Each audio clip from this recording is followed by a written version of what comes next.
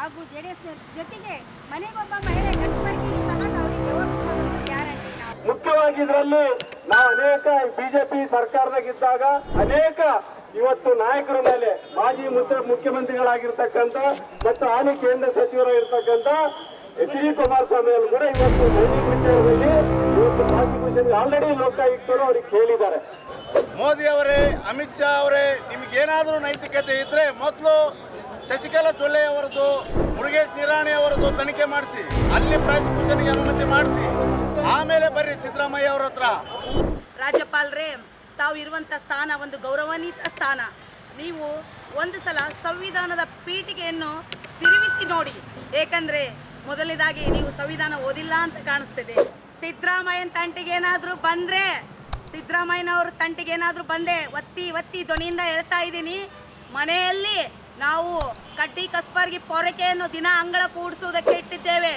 ನಿಮ್ಮನ್ನು ಕಸ ಥರ ಗೂಡಿಸಿ ಡಸ್ಟ್ಬಿನ್ ಡಬ್ಬಿಗೆ ಹಾಕುವುದು ಇನ್ನೂ ಕೆಲವೇ ದಿನಗಳಲ್ಲಿ ಬಾಕಿ ಇದೆ.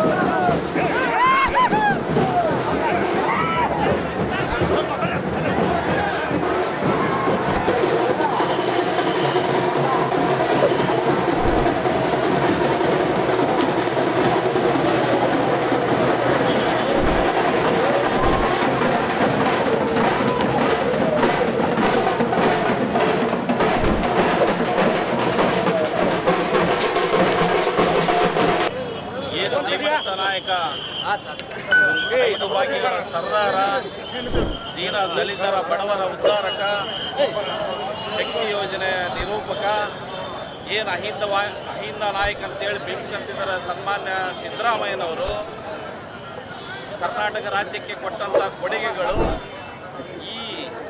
ಈ ಕೊಡುಗೆಗಳನ್ನು ಸಹಿಸಲಾರದೆ ಏನು ಮೇಲ್ವರ್ಗದವರು ಅಂದರೆ ಕೇಂದ್ರ ನಾಯಕರಾದಂಥ ಅಮಿತ್ ಶಾ, ನರೇಂದ್ರ ಮೋದಿ, ನಡ್ಡಾ ಇವರೆಲ್ಲ ಕೂಡಿಕೊಂಡು ಸನ್ಮಾನ್ಯ ನಾಯಕರನ್ನು ಏನು ನಿರಪರಾಧಿ ಸನ್ಮಾನ್ಯ ಸಿದ್ದರಾಮಯ್ಯನವರ ವಿರುದ್ಧ ಏನು ಪ್ರಾಸಿಕ್ಯೂಷನ್ ಪರ್ಮಿಷನ್ ಗವರ್ನರ್ ಮೂಲಕ ಏನು ನೀವು ನೀಡಿರ್ತಕ್ಕಂಥ ಈ ಕಾನೂನು ಬಾಹಿರ ಇದು ಮುಂದಿನ ದಿನಗಳಲ್ಲಿ ಮನೆಗೊಬ್ಬ ಕಾಂಗ್ರೆಸ್ ಸೈನಿಕ ಸೇರಿಕೊಂಡು ಮುಂದಿನ ದಿನಗಳಲ್ಲಿ ಉಗ್ರವಾದ ಹೋರಾಟವನ್ನು ಮಾಡ್ತಾರೆ ಅಂತೇಳಿ ಈ ಮೂಲಕ ತಿಳಿಸ್ತಾ ಬಯಸ್ತಾರೆ. ಇವತ್ತು ಈ ಒಂದು ಬಿಜೆಪಿ RSS ಒಂದು ಕುತಂತ್ರ ಜೊತೆಗೆ ಕೇಂದ್ರ ಸರ್ಕಾರದ ಒಂದು ನೀಚಕ ನೀತಿಯಿಂದ ಇವತ್ತು ಮಾನ್ಯ ಮುಖ್ಯಮಂತ್ರಿ ಸಿದ್ದರಾಮಯ್ಯ ಸಾಹೇಬರಿಗೆ ಇವತ್ತು ರಾಜ್ಯಪಾಲರ ಮೂಲಕ ಇವತ್ತು 2023ರಲ್ಲಿ ನಮಗೆ 136 ಸೀಟುಗಳು ಕೊಡೋದರ ಮೂಲಕ ಇವತ್ತು ಸುಭದ್ರವಾಗಿ ಕರ್ನಾಟಕದಲ್ಲಿ 6.5 ಕೋಟಿ ಜನರ ಒಂದು ಭವಿಷ್ಯವನ್ನು ರೂಪಿಸಬೇಕು. ಜೊತೆಗೆ ಇವತ್ತು ಇತಿಹಾಸ ಪುಟದಲ್ಲಿ ಸೇರ್ತಕ್ಕಂಥ ಒಂದು ಅಭಿವೃದ್ಧಿ ಕಾರ್ಯಕ್ರಮ ಮಾಡಬೇಕು ಅಂತೇಳಿ ಜನ ನಮಗೆ ಒಂದು ಅವಕಾಶವನ್ನು ಕೊಟ್ಟಿದ್ದಾರೆ. ಅದನ್ನ ಸುಭದ್ರ ಸರ್ಕಾರವನ್ನು ಅಭದ್ರಗೊಳಿಸಬೇಕು ಅಂತೇಳಿ ಇವತ್ತು ಹಿಂದಿನ ಬಾಗಿಲಿಂದ ಇವತ್ತು ಕೇಂದ್ರ ಸರ್ಕಾರದ ಒಂದು ಅಣತಿಯಂತೆ ಇವತ್ತು ರಾಜ್ಯಪಾಲರು ಮುಖ್ಯಮಂತ್ರಿಯವರಿಗೆ ಇವತ್ತು ಪ್ರಾಸಿಕ್ಯೂಷನ್ ಕೊಟ್ಟಿದ್ದಾರೆ. ಜೊತೆಗೆ ನಾವೆಲ್ಲ ಗಮನಿಸಿದಾಗ ಇದರಲ್ಲಿ ಕೂಡ ನ್ಯೂನತೆಗಳು ಬಹಳ ಎದ್ದು ಕಾಣ್ತಿದೆ. ಮುಖ್ಯವಾಗಿ ಇದರಲ್ಲಿ ನಾವು ಅನೇಕ ಬಿಜೆಪಿ ಸರ್ಕಾರದಾಗಿದ್ದಾಗ ಅನೇಕ ಇವತ್ತು ನಾಯಕರ ಮೇಲೆ ಮಾಜಿ ಮುಖ್ಯಮಂತ್ರಿಗಳಾಗಿರ್ತಕ್ಕಂಥ ಮತ್ತು ಹಾಲಿ ಕೇಂದ್ರ ಸಚಿವರು ಇರ್ತಕ್ಕಂಥ HD ಕುಮಾರಸ್ವಾಮಿ ಅವರು ಕೂಡ ಇವತ್ತು ಮೈನಿಂಗ್ ವಿಚಾರದಲ್ಲಿ ಇವತ್ತು ಪ್ರಾಸಿಕ್ಯೂಷನ್ ಆಲ್ರೆಡಿ ಲೋಕಾಯುಕ್ತರು ಅವ್ರಿಗೆ ಕೇಳಿದ್ದಾರೆ. ಅದನ್ನು ಕೂಡ ಇವತ್ತು ಬರದನೆ. ಜೊತೆಗೆ ಶಶಿಕಲಾ ಜೊಲ್ಲೆ ಅವರ ಮೇಲೆ ಕೂಡ ಅಂಗನವಾಡಿ ಇದರಲ್ಲಿ ಕೂಡ ಅವ್ರಿಗೆ ಪ್ರಾಸಿಕ್ಯೂಷನ್ಗೆ ಕೊಡ್ತಕ್ಕಂಥದ್ದು ಅವ್ರ ಹತ್ರ ಪೆಂಡಿಂಗ್ ಇದೆ. ನಿರಾಣಿ ಅವ್ರು ಕೂಡ ಪೆಂಡಿಂಗ್ ಇದೆ. ನಮ್ಮ ಜಿಲ್ಲೆಯ ಪ್ರಭಾವಿ ನಾಯಕ ಜೊತೆಗೆ ನಮ್ಮ ಜಿಲ್ಲೆಗೆ ಕಾಲಿಗೆ ಹೊರಗಡೆ ಜಿಲ್ಲೆಗೆ ಇರ್ತಕ್ಕಂಥ ಜನಾರ್ದನ್ ರೆಡ್ಡಿ ಅವರು ಕೂಡ ಇವತ್ತಿನ ದಿನ ಅಲ್ಲಿ ಪ್ರಾಸಿಕ್ಯೂಷನ್ಗಿದೆ.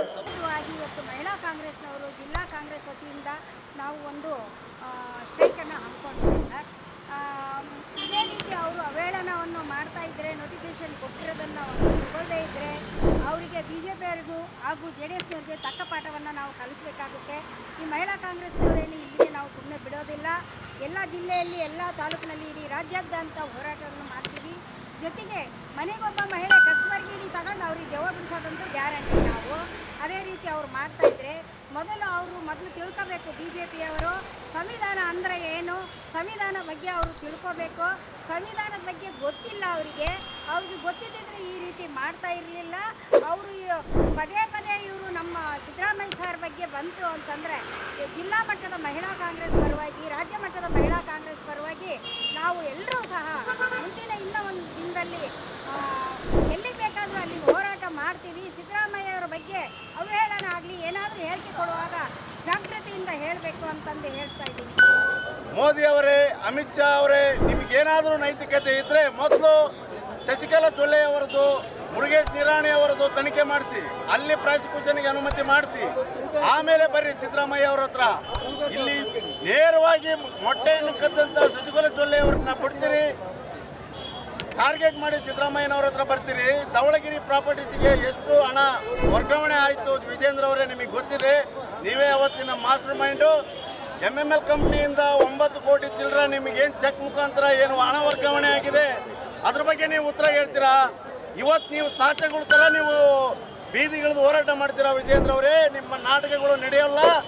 ನಿಮ್ಮ ಯಾವುದೇ ಕುತಂತ್ರಗಳಿಗೂ ಸಹ ಸಿದ್ದರಾಮಯ್ಯನವರು ಬಗ್ಗವರಲ್ಲ ಅನ್ನೋ ಒಂದು ಮಾತನ್ನು ಈ ಸಂದರ್ಭದಲ್ಲಿ ಅವರ ಕಾರ್ಯಕರ್ತನಾಗಿ ಕಡಾಖಂಡಿತವಾಗಿ ಹೇಳ ಬಯಸ್ತೇನೆ. ಈ ವಿರೋಧ ಪಕ್ಷ BJPಯವರಿಗೆ ಒಂದು ಕಿವಿ ಮಾತು ಹೇಳಲಿಕ್ಕೆ ಇಷ್ಟಪಡ್ತಾ ಇದ್ದೀನಿ.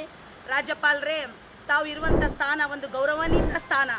ನೀವು ಒಂದು ಸಲ ಸಂವಿಧಾನದ ಪೀಠಿಗೆಯನ್ನು ತಿರುಗಿಸಿ ನೋಡಿ. ಏಕೆಂದರೆ ಮೊದಲನೇದಾಗಿ ನೀವು ಸಂವಿಧಾನ ಓದಿಲ್ಲ ಅಂತ ಕಾಣಿಸ್ತಿದೆ.